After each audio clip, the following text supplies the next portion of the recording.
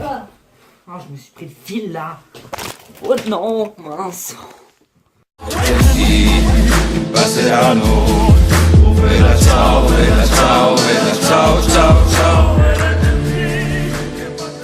Salut à tous, j'espère que vous allez bien. On se retrouve pour une nouvelle vidéo.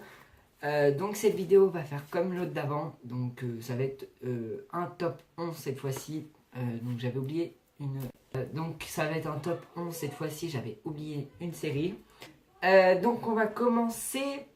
La première série c'est The Rain. Le monde que nous connaissons n'existe plus.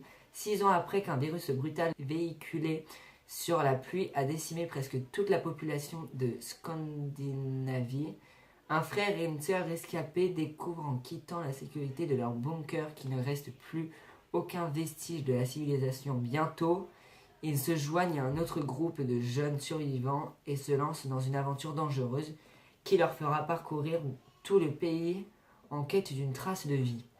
En fait, les parents de ces deux enfants l'ont emmené dans le bunker lorsque ça s'est passé, mais les parents savaient avant que la pluie tombe. Donc ils n'ont pas dit aux gens « Ouais, il faut se cacher et tout ». Non, ils se sont occupés que d'eux, de leurs enfants, et ils ont dit « On va se cacher ». Sauf qu'en fait le père il est pas revenu, et le père il est pas revenu. J'allais vous spoiler, c'est pas bien.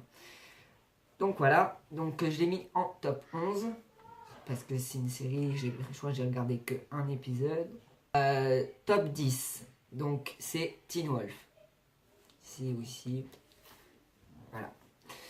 Alors, donc, je lis le synopsis.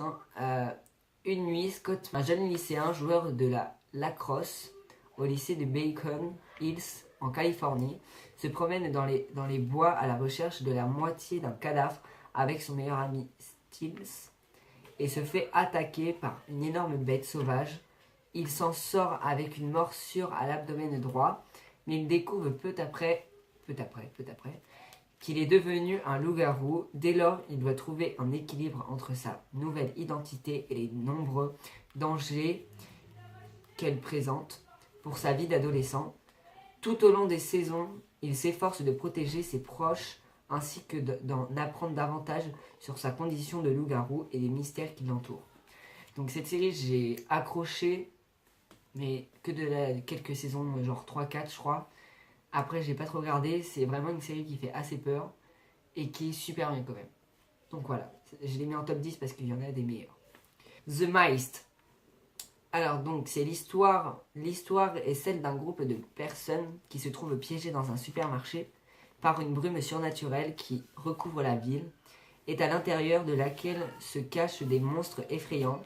Bien qu'étant un film de monstres, The Mist aborde également de thèmes de genre ordinaire devant agir dans des circonstances extraordinaires et se divisant violemment ou adoptant un comportement totalement irrationnel sous la pression des événements.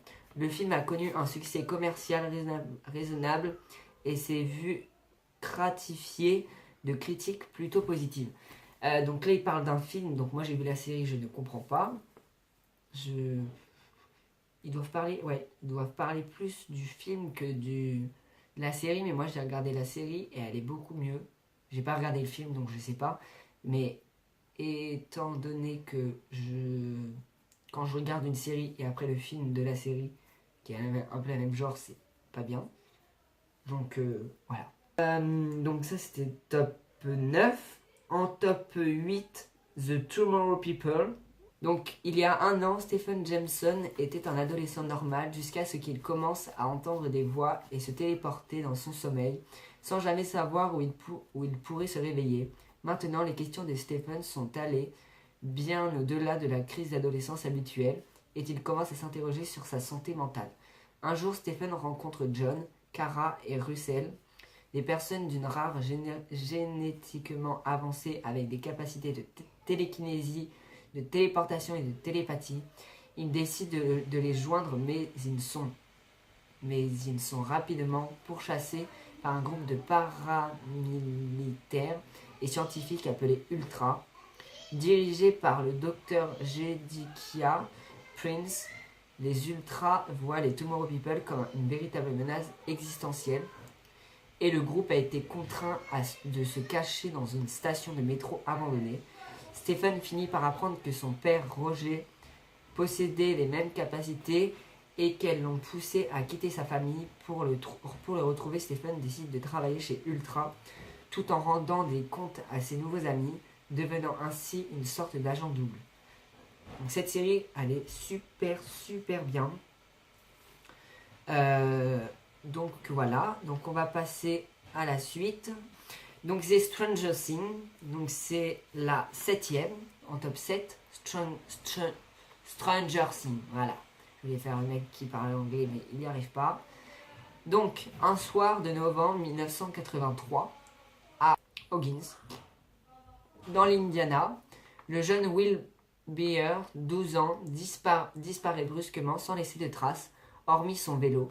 Plusieurs personnages vont alors tenter de le retrouver, sa mère Joyce, ses amis menés par Mike Wheeler et guidés par la mystérieuse 11 ayant des pouvoirs psychiques, ainsi que le chef de la police Jim Hopper.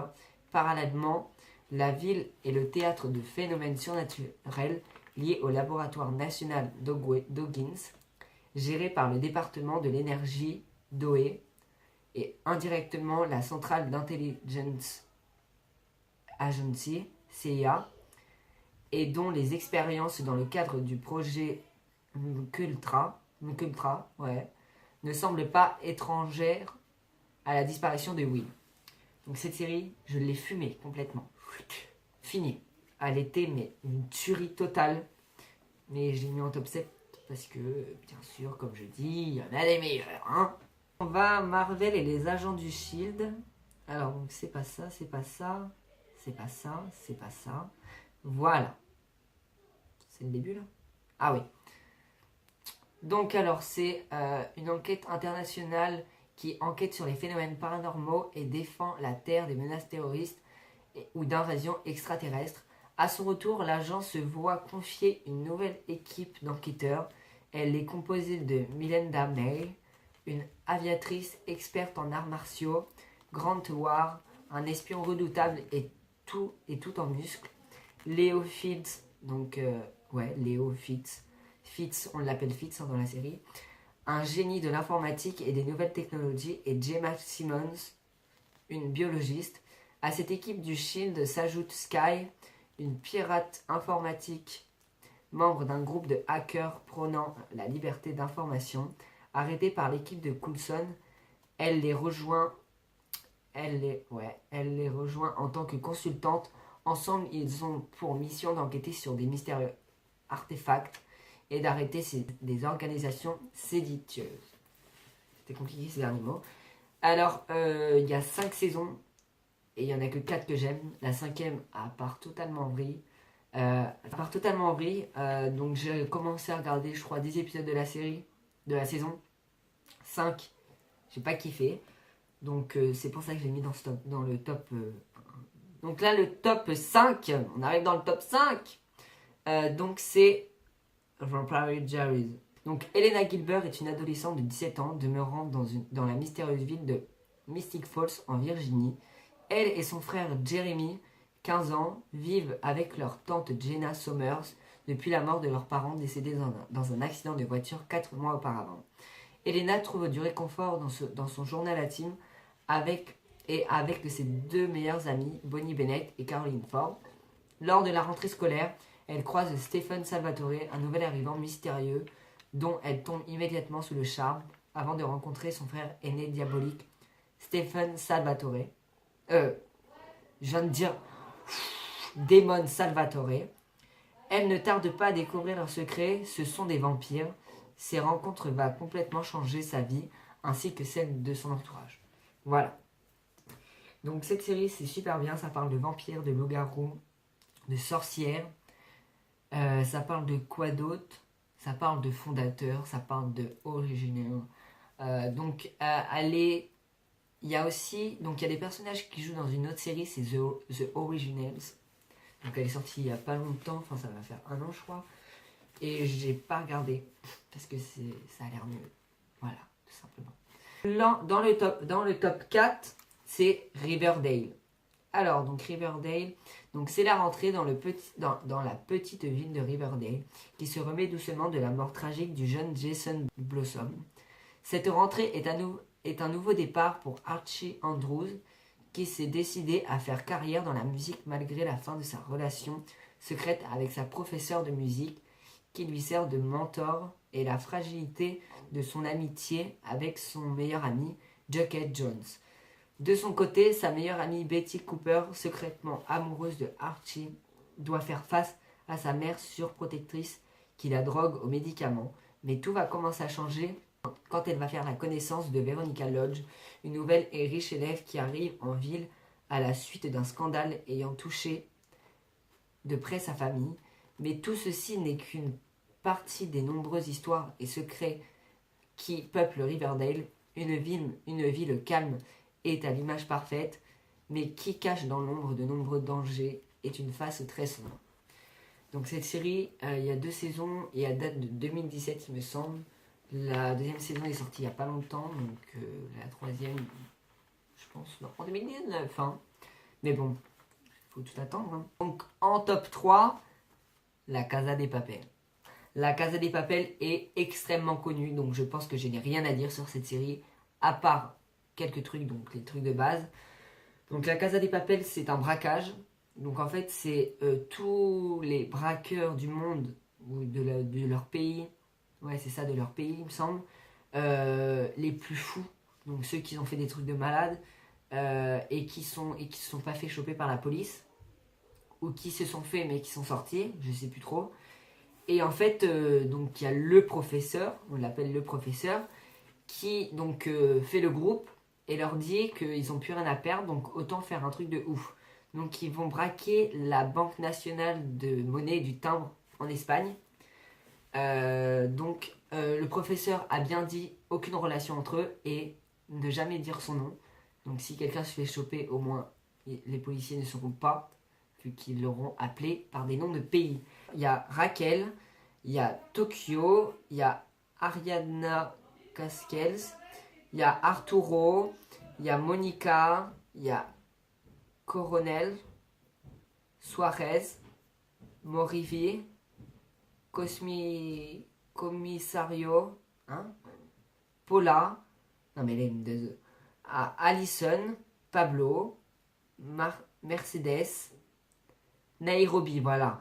Il y a Denver, il y a Moscou, il y a Rio, il y a Berlin, il y a Angel, Oslo, Helsinki et Alberto. Donc dans les noms que j'ai dit, il n'y a pas les personnages. C'est franchement bref. C'est tous les personnages un petit peu qui jouent dedans. Mais sinon, les personnages qui braquent, c'est tout ce qui est Rio, Tokyo, voilà, les trucs comme ça.